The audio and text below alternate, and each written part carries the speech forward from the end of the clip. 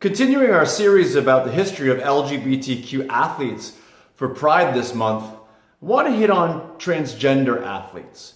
It's a conversation that is a very hot topic right now in 2018. But a lot of people don't realize or forget that 40 years ago, this conversation heated up in a big way in the United States with the emergence of Renee Richards.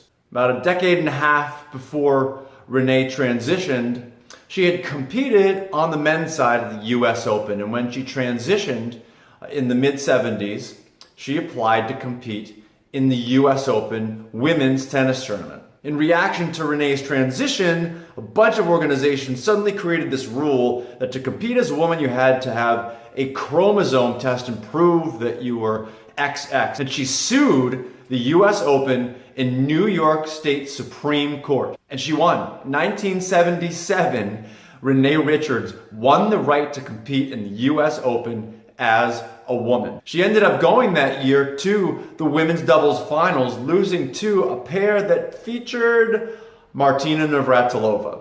And Renee Richards would go on to coach Martina Navratilova for a while. Martina actually won some Grand Slam titles while she was being coached by Renee Richards. Renee played on the women's tennis circuit for a few years, then went into ophthalmology. That's what she was a doctor of. And so she opened up practice right there in New York City, and she still practices ophthalmology today. One of the real takeaways from Renee's journey was how the same arguments were being used against Renee as they were today. And one of the big ones was that all of a sudden there's going to be a flood of men who had gender reassignment surgery so that they could compete against women. How many men actually did that in the last 40 years?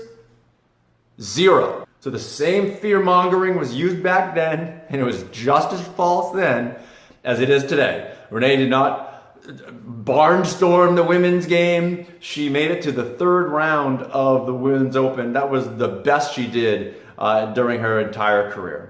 So again, thank you, Renee Richards, for your pioneering of transgender athletes' rights in the 1970s. We are here where we are today, in large part because of what you started 40 years ago.